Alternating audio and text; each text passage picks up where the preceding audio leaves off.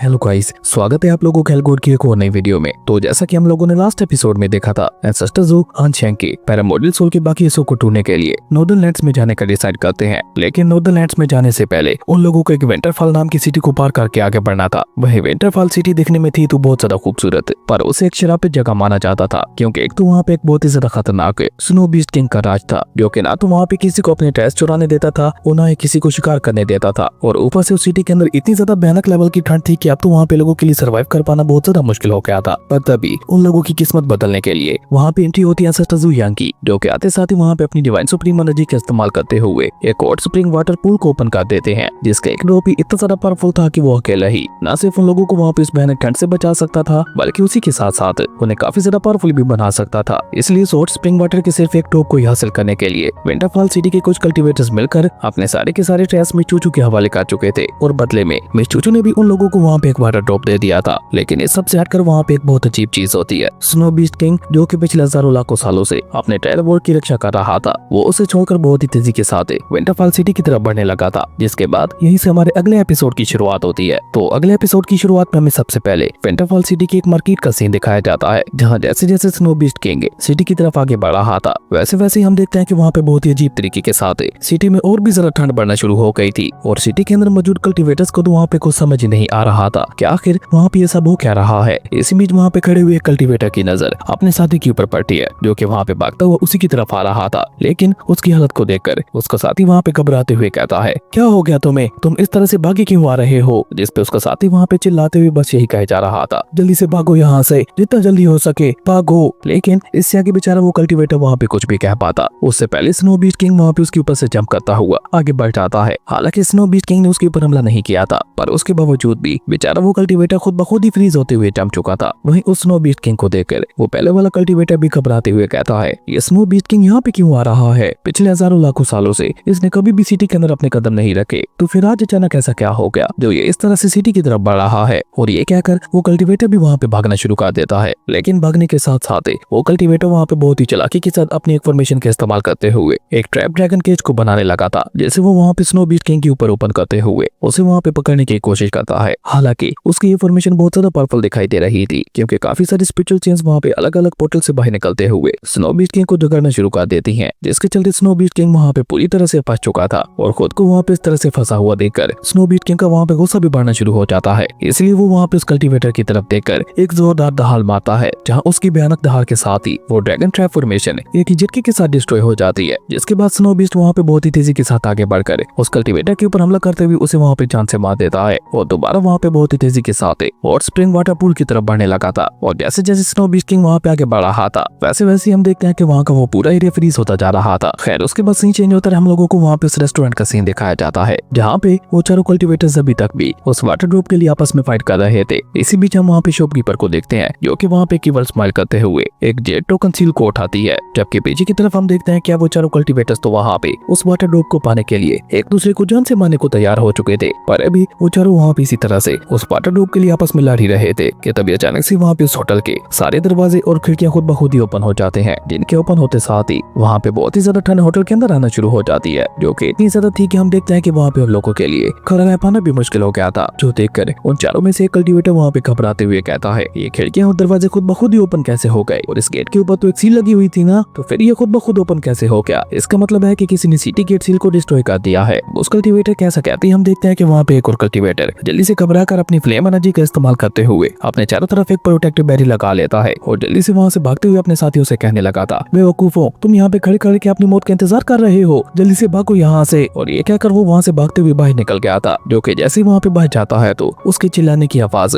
चारों तरफ फैल जाती है, जिससे उस होटल के बैकयार्ड में मौजूद बन्नी को भी सुन लेता है, जो कि वहाँ पे मजे से मिस चूचू के दिए हुए कपड़े पहनकर और बात ले रहा था। लेकिन जैसे ही उसे वहाँ पे उस कल्टिवेटर के चिल्लाने की आवाज सुनाई देती है, तो वो भी वहाँ पे अपनी आंखें खोलकर होटल के उसी हिस्से की तरफ देखता है, जहाँ पे हम देखते हैं कि वो कल्टिवेटर जितनी ज्यादा तेजी के साथ बाहर गया था, वो उतनी ज्यादा तेजी के साथ ही वापस होटल के अंदर आते हुए अपने साथियों से कहता है, प्लीज बचाओ मुझे, स्नो बीस्ट किंग इसी तरफ आ रहा है। और ये कहते कहते ही वो कल्टिवेटर बेचारा वहाँ पे ठंड के मारे बर्फ में जम चुका था, जिसके साथ ही बर्नी क्रो को वहाँ पे एक बार फिर से उसके चिल्लाने की आवाज सुनाई देती है, जिससे अब की बार बर्नी क्रो वहाँ पे इग्नोर नहीं कर पाता, और वो अपनी जगह पे खड़ा होकर होटल की तरफ देखते हुए कहता है, बेवकूफ कहेंगे, इतनी ज्यादा ठंड में तुमसे किसने कहा था बाहर जाने के लिए, वो भी ऐसे अजीब से कपड़ों में। अगर तुम ऐसे अजीब हरकतें करोगे तो फिर फिर तो तुम्हारा बर्फ में जमना तय है ना, तो फिर ऐसा करते ही क्यों हो। बर्निंग क्रो की ये बात सुनकर हम देखते हैं कि हाउसियन उसे वहाँ पे नमन करते हुए कहता है, मुझे तो लगता है वो महान कल्टीवेटर अपनी ट्रेनिंग करने के लिए ऐसा कर रहा था। बाकी वो कल्टीवेटर ग्रेट है जो कि अपनी ताकत को बढ़ाने के लिए अपनी जान को खतरे में डाल रहा है। जबकि अंदर की तरफ हम देखते हैं कि वहाँ पे ठंड की वजह से उस कल्टीवेटर की तो कुल्फी जम चुकी थी, ऊपर से दरवाजे और खिड़कियों के खुला होने की वजह से बेचारे उन तीनों कल्टीवेटर्स की अपनी हालत भी बहुत ज्यादा खराब दिखाई दे रही थी, जिसे वो तीनों ही बर्दाश्त ना कर पाते हुए अपने अपने घुटनों पे आ चुके थे। इवन उनमें से एक कल्टीवेटर जो कि वहाँ पे अपनी सारी उम्मीदें छोड़ चुका था, वो वहाँ पे रोते हुए कहता है, सब खत्म हो गया, अब तो यहाँ से भागना भी बेकार है, अब हम लोगों को यहाँ पे बस बैठे बैठे अपनी मौत का इंतजार करना होगा। लेकिन ये कहते कहते ही अचानक से उन लोगों की नजर वहाँ पे उसी डिवाइन वाटर ड्रॉप के ऊपर पड़ती है, जो कि वहाँ पे फैले हुए सारे कोल्डोरा को रिसिस्ट करते हुए उसे खत्म कर रहा था। जो देखकर तो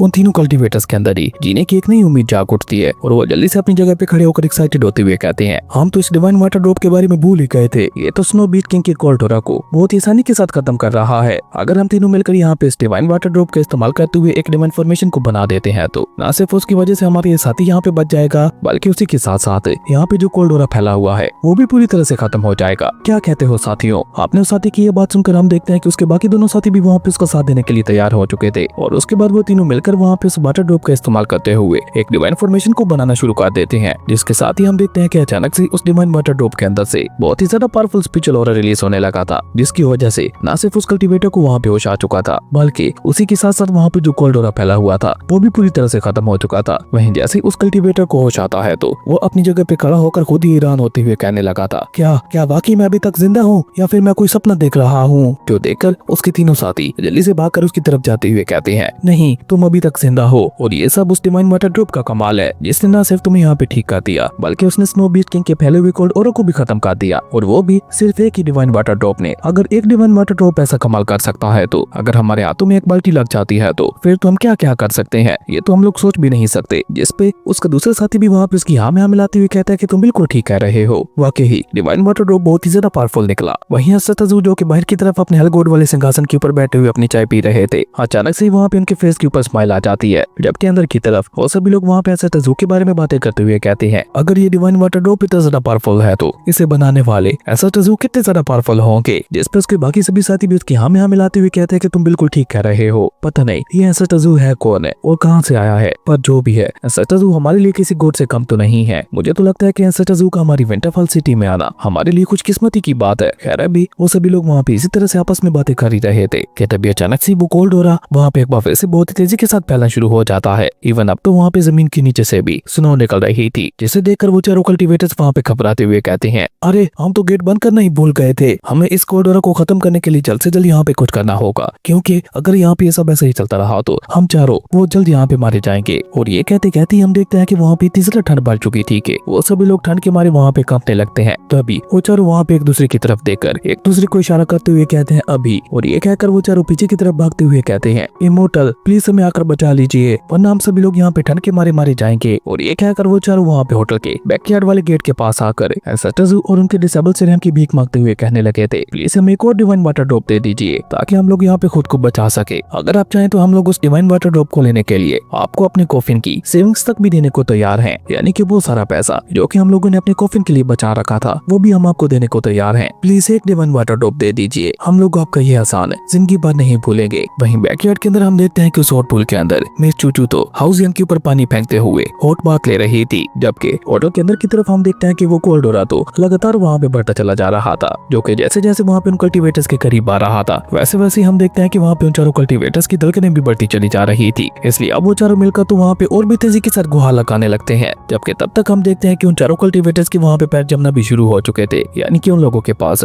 कुछ पलों की मोहलत बची थी। जो देखकर वो चारों कल्टीवेटर्स वहाँ पे एक दूसरे को इशारा करते हुए कहते हैं, मुझे लगता है कि अब रिक्वेस्ट करने से कुछ नहीं होगा, अब हम लोगों को कोई और तरीका अपनाना होगा। और ये कहकर वो चारों वहाँ पे बैकयार्ड वाले गेट को तोड़ने के लिए अपने अपने वेपन्स को बाहर निकाल लेते हैं, पर वो चारों मिलकर वहाँ पे अपने अपने वेपन्स का इस्तेमाल करते हुए बैकयार्ड वाले गेट के ऊपर हमला कर पाते। उससे पहले होटल की शॉपकीपर वहाँ पे आगे बढ़कर एक्शन में आते हुए वहाँ पे अपनी एक सील का इस्तेमाल करके सभी खिड़कियों और दरवाजों को बंद करके उनके ऊपर सील लगाना शुरू कर देती है। और उस शॉपकीपर की सील फॉर्मेशन की वजह से वहाँ पे होटल के अंदर फैला हुआ कोल्डोरा भी धीरे धीरे खत्म होना शुरू हो गया था, पर अपनी उस सील फॉर्मेशन को संभाल पाना उस शॉपकीपर के लिए भी बहुत ज्यादा मुश्किल दिखाई दे रहा था। तभी वो शॉपकीपर वहाँ पे चिल्लाते हुए उन चारों कल्टीवेटर से कहती है, बैकयार्ड गेट को तोड़ने के बारे में सोचना भी माते, वो सभी लोग हमारी सिटी में पहली बार आए हैं तो उन्हें तुम तुम लोग परेशान मत करो, इसलिए तुम चारों जल्दी से मेरे पास आकर मेरी मदद करते हुए इस सी फॉर्मेशन को पूरी तरह से सेटअप करने में मेरी मदद करो। और ये कहकर वो शॉपकीपर वहाँ पे चिल्लाते हुए ऐसा तजू से कहती है, ऐसा तजू यंग, आप चिंता मत कीजिए, ये मेरा होटल है और जब तक मैं यहाँ पे जिंदा हूँ मैं आपके ऊपर कोई भी परेशानी नहीं आने दूंगी। फिर चाहे आप लोगों की रक्षा करने के लिए मुझे यहाँ पे अपनी जानी दांव पर क्यों न लगानी पड़े, मैं फिर भी पीछे नहीं हटूंगी। लेकिन अभी बेचारी वो शॉपकीपर वहाँ पे चिल्लाते हुए ये सब कह ही रही थी कि तभी हम देखते हैं कि अचानक से उसकी सील फॉर्मेशन वहाँ पे टूट जाती है, जिसके चलते होटल का गेट वहाँ पे एक बार फिर से ओपन हो गया था और वो चारों कल्टीवेटर्स जो कि एक पल के लिए वहाँ पे उसका साथ देने का सोच रहे थे, वो चारों वहाँ पे पलटते हुए शॉपकीपर से कहते हैं, कोई बेवकूफ ही होगा जो कि यहाँ पे तुम्हारी मदद करने के लिए आएगा। और ये कहकर वो चारों मिलकर वहाँ पे बैकयार्ड वाले गेट के ऊपर हमला करते हुए कहने लगे थे, इमोर्टल्स प्लीज आकर हमें बचा लीजिए, हम आपसे रैम की भीख मांगते हैं, प्लीज हमें डिवाइन वाटर ड्रॉप के एक और ड्रॉप दे दीजिए वरना हम सभी लोग यहाँ पे मारे जाएंगे। खैर उन चारों कैसा कहते ही हम देखते हैं कि बैकयार्ड वाला गेट अचानक से ओपन होता है और मिस चूचू वहाँ पे उस गेट से अंदर आती हुई उन लोगों से कहती है, तो आप तुम चारों मिलकर मुझे लूटना चाहते हो? क्योंकि मिस चूचू जब गेट के अंदर आकर उन चारों को देखती है तो उन चारों ने वहाँ पे अपने हाथों में अलग अलग वेपन्स पकड़ रखे थे, जो कि मिस चूचू को देखकर जल्दी से वापस रखते हुए मिस चूचू से कहते हैं, नहीं नहीं इमोर्टल, हम तो ऐसा करने की सोच भी नहीं सकते, हम तो बस चारों मिलकर आपसे एक और डिवाइन वाटर ड्रॉप को खरीदना चाहते हैं। और ये कहकर वो चारों मिलकर जल्दी से अपने अपने स्पिरिट स्टोन्स को बाहर निकाल कर मिस चूचू को देते हुए कहते हैं, ये रहे 10,000 स्पिरिट स्टोन्स।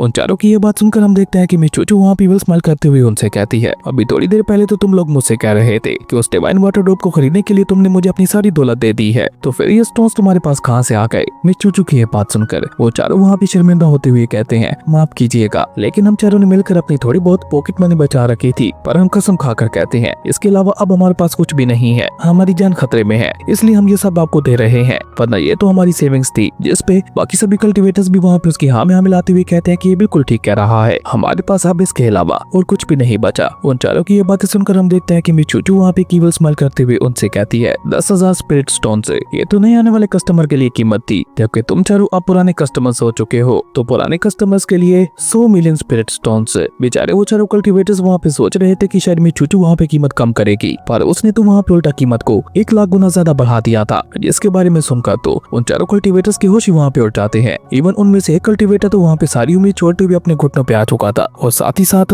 वो वहाँ पे मिस चूचू से रिक्वेस्ट करते हुए कहने लगा था, प्लीज इमोर्टल हमारे साथ ऐसा मत कीजिए, इतने सारे पैसे तो हम चारों मिलकर भी अपनी पूरी लाइफ में इकट्ठा नहीं कर सकते, प्लीज हमारे ऊपर रहम दिखाइए और हमें वो डिवाइन वाटर ड्रॉप दे दीजिए। लेकिन जब मिस चूचू तब भी उनकी बात नहीं मानती तो वो चारों ही वहाँ पे केवल स्माइल करते हुए एक दूसरे को इशारा करते हैं, जिसके बाद वो चारों मिलकर वहाँ पे एक बार फिर से अपने अपने वेपन्स को बाहर निकाल कर मिस चूचू और एसएचजू के ऊपर हमला करने की कोशिश करते हैं। क्योंकि इस दौरान हम देखते हैं कि एसएचजू भी अपनी सभी डिसेबल्स के साथ वहाँ पे पहुंच चुके थे, पर वो लोग वहाँ पे उनके ऊपर हमला कर पाते उससे पहले शॉपकीपर वहाँ पे आगे बढ़कर उनका हाथ रोकते हुए कहती है, तुम लोग इतने ज्यादा घटिया कैसे हो सकते हो, भला अपने मेहमानों के ऊपर इस तरह से कौन हमला करता है? लेकिन उस शॉपकीपर की ये बात सुनकर वो कल्टीवेटर वहाँ पे उसके ऊपर हमला करते हुए उसे उठाकर वहाँ पे पीछे की तरफ फेंक देता है, जिसके चलते वो शॉपकीपर वहाँ पे जानबूझकर बेहोश होने का नाटक करते हुए वहीं पे गिर जाती है और साथ ही साथ वहाँ पे स्माइल करते हुए अपने मन में कहने लगी थी, मेरी इस मासूमियत को देखकर तो ये यंग मस्त तजू यंग जरूर से बेवकूफ बन जाएगा और उसके बाद मैं जो कहूंगी ये वही करेगा। शुक्र है मैंने इस फेक सफरिंग वाली ट्रिक को पहले ही सीख लिया था, जो क्या यहाँ पे मेरे इतनी ज्यादा काम आ रही है। पर ये कहकर अभी वो वहाँ पे खुश हो ही रही थी कि तभी रिंगी वहाँ पे अपनी स्पिरिचुअल एनर्जी का इस्तेमाल करते हुए उस शॉपकीपर के पास मौजूद जेट टोकन सील को अपने पास बुला लेती है और उसे वहाँ पे बहुत ही खोज से एनालाइज करने लगी थी। जबकि इसी दौरान हम देखते हैं कि मिस चूचू वहाँ पे चिल्लाते हुए उस शॉपकीपर से कहती है, हे अब बस भी करो, तुम्हारी ये घटिया एक्टिंग बहुत ज्यादा बेकार है। लेकिन जब वो शॉपकीपर मिस चूचू की बात के ऊपर कोई भी रिस्पॉन्स नहीं देती तो बर्नी करो गुस्से से आगे बढ़कर उसे वहाँ पे किक मारते हुए कहता है, हमने कहा ना अपनी ये एक्टिंग बंद करो, क्योंकि अभी थोड़ी देर पहले मैंने खुद देखा था तुमने अपनी आंखें खोल रखी थी, जिसका मतलब है कि तुम बस यहाँ पे नौटंकी कर रही हो। बर्नी करो की ये बात सुनकर मजबूरन उस शॉपकीपर को वहाँ पे अपनी आंखें खोलकर उठ के बैठना पड़ता है, जहाँ पे वो उठते साथ ही थोड़ा परेशान होते हुए अपने मन में कहती है, ओ नहीं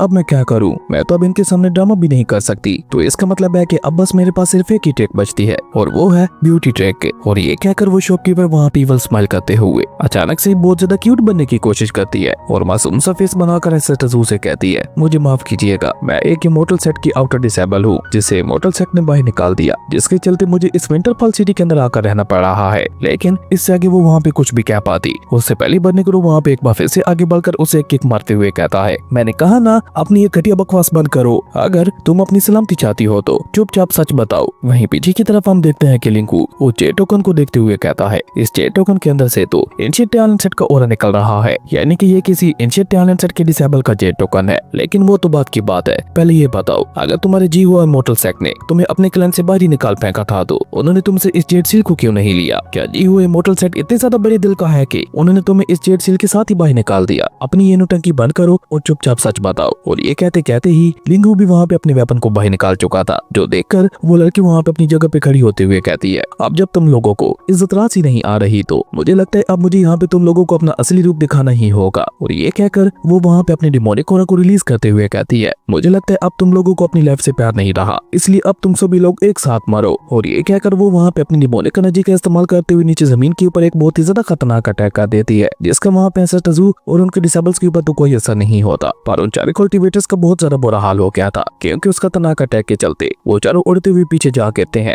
लेकिन वो शॉपकीपर तो वहाँ पे भी नहीं रुकती, वो अपने जी हुआ इमोर्टल सेट की फॉरबिडन टेक्निक का इस्तेमाल करते हुए एक इमोर्टल लॉक फॉर्मेशन बनाना शुरू कर देती है, जो देखकर वो चारों कल्टिवेटर वहाँ पे घबराते हुए कहते हैं, ये तो जी हुआ इमोर्टल सेट की लॉक फॉर्मेशन है, अगर ये पूरी तरह से बनकर कंप्लीट हो जाती है तो हम में से यहाँ पे कोई भी जिंदा बचकर भाग नहीं पाएगा। जिस पे बेचारा कल्टिवेटर डर के मारे वहाँ पे चिल्लाते हुए कहता है, क्या ये तुम क्या कह रहे हो? क्या ये औरत पागल हो गई है? आखिर ये ऐसा क्यों कर रही है? तभी वो शॉपकीपर वहाँ पे अपनी फॉर्मेशन को बनाने के बाद डेविल्स की तरह जोर जोर से हंसते हुए कहती है, वो स्नो बीस्ट किंग यहाँ पे डिवाइन हॉट स्पिरिचुअल वाटर के लिए आ रहा होगा, लेकिन उसके आने से पहले पहले मैं तुम सभी को यहाँ पे खत्म कर दूंगी और फिर जल्दी से नोडल लैंड्स के अंदर जाकर उस स्नो बीस्ट किंग के सारे टायरवोल्ट को भी लूट लूंगी, जिसके बाद तो हमारा जी हुआ इमोर्टल सेट पूरी तरह से अनडिफीटेबल हो जाएगा। जो भी हमारे सेट के साथ टकराने की कोशिश करेगा उसे हम पूरी तरह से जल्द से खत्म कर देंगे, क्योंकि मैंने सुना है उस टायरवोल्ट के अंदर कोई आम ट्रायल्स नहीं है, बल्कि सारे डिवाइन और सुप्रीम लेवल के ट्रायल्स है। वहीं उस शॉपकीपर की सारी बातें एसएसटजू काफी गौर से सुन रहे थे। तभी वो शॉपकीपर वहाँ पे ईवल स्माइल करते हुए कहती है, अब बस बातें बहुत हो गई, अब मरो। लेकिन बेचारी वो शॉपकीपर वहाँ पे अपनी उस लॉक फॉर्मेशन का इस्तेमाल करते हुए एसएसटजू या फिर उनके डिसेबल के ऊपर हमला कर पाती। उससे पहले वहाँ पे स्नो बीस्ट किंग की एंट्री होती है, जो कि वहाँ पे छत को पार कर अंदर आते हुए अपने कोल्ड ऑरा के साथ उस शॉपकीपर के ऊपर हमला करते हुए उसे वहाँ पे बर्फ में जमा देता है, जिसके साथ ही उसकी लॉक फॉर्मेशन भी वहीं पे डिस्ट्रॉय हो जाती है। जिसके बाद वो स्नो बीस्ट किंग वहाँ पे जोरदार दहाड़ मारते हुए एसएसटजू की तरफ आगे बढ़ने लगा था, लेकिन एसएसटजू के पास जाते जाते वो भयानक से दिखने वाला स्नो बीस्ट किंग एक पपी में ट्रांसफॉर्म हो गया था, जो देखकर तो बेचारे उन चारों कल्टिवेटर्स को वहाँ पे अपनी आंखों पे यकीन ही नहीं हो रहा था कि अभी थोड़ी देर पहले तक इतना ज्यादा भयानक दिखने वाला बीस्ट अब एक पपी में ट्रांसफॉर्म क्यों हो गया। लेकिन वो स्नो बीस्ट किंग तो वहाँ पे किसी की बातों के ऊपर भी ध्यान नहीं देता, वो तो बस वहाँ पे जल्दी से भागकर एसएसटजू के पास जाना चाहता था। लेकिन वो जल्दी से भागते हुए एसएसटजू के पास जा पाता उससे पहले ली चंग उसे पकड़ते हुए कहता है, बाबू ये तुम क्या कर रहे हो? असल में डूडू एंशिएंट टैलेंट सेट का एक स्पिरिचुअल पेट था, जिसके बारे में ली चंग एसएसटजू को बताते हुए कहता है, सिस्टर ये हमारे एंशिएंट टैलेंट सेट का स्पिरिचुअल पेट है। वहीं डूडू बहुत ही मासूम सा फेस बनाकर एसएसटजू को देखने लगता है, जो देखकर एसएसटजू के फेस के ऊपर भी एक हल्की सी स्माइल आ जाती है। वहीं ली चंग डूडू की हरकत को देखकर उससे कहता है, क्या तुम इतनी जल्दी हालत में एसएसटजू को हक करना चाहते हो? आओ पहले मैं तुम्हें नहलाता हूँ। नहाने की बात सुनकर तो हम देखते हैं कि डूडू जोर जोर से वहाँ पे अपने हाथ पैर चलाने लगा था। उसे देखकर ऐसा लग रहा था कि जैसे वो वहाँ पे नहीं नहाना चाहता, लेकिन ली चंग तो उसे पकड़कर जबरदस्ती जाकर नहलाते हुए कहता है, यकीन नहीं हो रहा, हजारों लाखों साल गुजर जाने के बावजूद भी तुम्हारे जैसे एक ग्रेट बीस्ट को अभी तक भी नहाना पसंद नहीं है। तभी हम देखते हैं कि एसएसटजू भी वहाँ पे कोर्टयार्ड के अंदर आते हुए अपने एल्गोड वाले सिंहासन को बाहर निकालकर उसी के ऊपर बैठ जाते हैं। वहीं ली चंग को इस तरह से स्नो बीस्ट किंग को नहलाते हुए देखकर तो बेचारे वहाँ पे उन सभी कल्टिवेटर्स के होश ही उड़ चुके थे। वो सभी लोग वहाँ पे एसएसटजू को देखकर हैरान होते हुए कहते हैं, क्या ये खतरनाक सा दिखने वाला स्पिरिचुअल बीस्ट आपका स्पिरिचुअल पेट है? जिस पे एक दूसरा कल्टिवेटर खुद ही जवाब देते हुए कहता है, लेकिन ऐसा कैसे हो सकता है? ये तो फॉरबिडन केव का गार्डियन बीस्ट है ना, तो फिर ये किसी का स्पिरिचुअल पेट कैसे हो सकता है? वहीं इसी दौरान हम देखते हैं कि वो शॉपकीपर वहाँ पे खुद को आजाद करने के लिए एक बहुत ज्यादा पावरफुल अटैक को रेडी करने लगी थी, जबकि बाहर की तरफ डूडू नहाते हुए लगातार वहाँ पे दहाड़ रहा था। लेकिन ली चंग वहाँ पे इसकी बातों के ऊपर ध्यान न देते हुए लगातार उसे नहलाया जा रहा था, जिसके चलते तो अब डूडू वहाँ पे काफी ज्यादा चमक रहा था। और इसी दौरान पीछे की तरफ हम देखते हैं कि वहाँ पे अपनी उस खतरनाक अटैक की वजह से उस शॉपकीपर की बॉडी वहाँ पे डिस्ट्रॉय हो जाती है, जिसके चलते वहाँ पे होटल के अंदर ही काफी बड़ा धमाका हो गया था, जो देखकर तो अब उन सभी कल्टिवेटर्स को वहाँ पे एसएसटजू और उनके डिसेबल से डर लगने लगा था। तभी मिस चूचू वहाँ पे ईवल स्माइल करके एक कैंची बाहर निकालते हुए उन लोगों से कहती है, तो तुम लोग ये कहना चाहते हो कि ये फॉरबिडन केव का गार्डियन बीस्ट है, तो हम लोग भी फॉरबिडन लोग होंगे? और ये कहकर जैसे मिस चूचू अपनी कैंची उनकी तरफ पॉइंट करती है तो वो सभी लोग जल्दी से मिस चूचू से माफी मांगते हुए कहते हैं, नहीं नहीं, हमारा ये मतलब नहीं था, इमोर्टल प्लीज हमें माफ कर दीजिए, आपको कोई गलतफहमी हो रही है। हमारे कहने का मतलब था नोडरलैंड्स की लेजेंडरी इमोर्टल केव, जिस पे उसका दूसरा साथी भी उसकी हाँ में हाँ मिलाते हुए कहता है कि ये बिल्कुल ठीक कह रहा है, हम उसी लेजेंडरी इमोर्टल केव के बारे में बात कर रहे हैं जो कि नोडरलैंड्स के अंदर मौजूद है, जिसके अब तक ये गार्डियन भी स्ट्रक्चर करते हुए आ रहा रहा था। कहा जाता है उस केव के अंदर ऐसे कमाल कमाल के ट्रेस मौजूद है जिन्हें देखकर ही किसी कल्टीवेटर के होश उड़ सकते हैं। वहाँ पे ना सिर्फ लातादाद स्पिरिट स्टोन्स मौजूद है बल्कि वहाँ पे डिवाइन और सुप्रीम लेवल के ट्रेस भी मौजूद है जिन्हें अब तक सिर्फ इसलिए कोई हासिल नहीं कर पाया क्योंकि ये स्नो बीस्ट किंग उस केव की रक्षा कर रहा था। और ये कहकर वो कल्टीवेटर वहाँ पे घबराते हुए कहता है, माफ कीजिएगा, मेरा मतलब है आपका स्पिरिचुअल पेट उस केव की रक्षा कर रहा था। भाई उन दोनों की ये बातें सुनकर मिस चूचू एक्साइटेड होती हुई उन दोनों से कहती है, क्या तुम दोनों सच कह रहे हो? क्या वाकई वहाँ पे पैरामोडल इमोर्टल ट्रेस के साथ साथ स्पिरिट स्टोन्स भी मौजूद है? भाई उन लोगों की ये बातें सुनकर हानचेंग अंदाजा लगाते हुए कहता है, कहीं ये लोग मेरे ट्रायल वर्ल्ड की बात तो नहीं कर रहे? अब हानचेंग की ये बात सुनकर एसएसटू अपने हेलगोड वाले सिंहासन के ऊपर से खड़े होते हुए कोल्टून में कहते हैं, चलो चलकर खुद ही देख लेते हैं। और ये कहकर एसएसटू वहाँ पे अपने सभी डिसेबल्स के साथ नोर्दर्न लैंड्स की तरफ निकल चुके थे। जिसके बाद सीन चेंज होकर हम लोगों को वहाँ पे फॉरबिडन टावर के एंट्रेंस वाली जगह का सीन दिखाया जाता है जहाँ पे उन लोगों को लाने वाला कोई और नहीं बल्कि स्नो बीस्ट किंग ही था, जो कि अचानक से वहाँ पे आगे बढ़ते हुए एक जगह पे आकर रुक जाता है और वहाँ पे रुककर वो सामने की तरफ देखते हुए जोर जोर से दहाड़ने लगा था। जिसके चलते हम देखते हैं कि वहाँ पे एसएसटू के साथ साथ बाकी सभी लोगों का ध्यान भी सामने की तरफ ही चला जाता है और डूडू को वहाँ पे रुके हुए देखकर एसएसटू वहाँ पे अपना कदम आगे बढ़ाते हैं। लेकिन जैसे एसएसटू वहाँ पे अपना कदम आगे बढ़ाते हैं तो अचानक से वहाँ पे एक डिवाइन सुप्रीम लेवल की फॉर्मेशन एक्टिवेट हो जाती है जिसके अंदर से वहाँ पे काफी ज्यादा पावरफुल स्पिरिचुअल ऑरा निकल रहा था। वो भी एक तरह का नहीं बल्कि अलग अलग एलिमेंटल ऑरा निकल रहा था, जैसे फायर, आइस, अर्थ, थंडर, लाइटिंग जैसे एलिमेंटल एनर्जी। जिसे देखकर निंगयू वहाँ पे घबरा कर जल्दी से एसएसटू के पास जाते हुए उनसे कहती है, एंसेस्टर प्लीज संभल कर। हालांकि निंगयू को संभालना तो वहाँ पे खुद को चाहिए था क्योंकि इस पूरे यूनिवर्स में ऐसी कोई चीज है ही नहीं जो कि एंसेस्टर को नुकसान पहुंचा सके। वहीं उस एलिमेंटल फॉर्मेशन के बीचों बीच खड़े हुए एंसेस्टर कोर लोग के साथ वहाँ पे सामने की तरफ देख रहे थे। और इसी कमाल की सीन के साथ ही हमारे अमेजिंग एपिसोड यहीं पे खत्म हो जाता है। दोस्तों अगर आप लोगों को ये वीडियो अच्छी लगी तो लाइक करते हैं और अगर चैनल पे नए आए हो तो सब्सक्राइब करते जाना। तो मिलता है एक न्यू वीडियो में, तब तक के लिए बाय।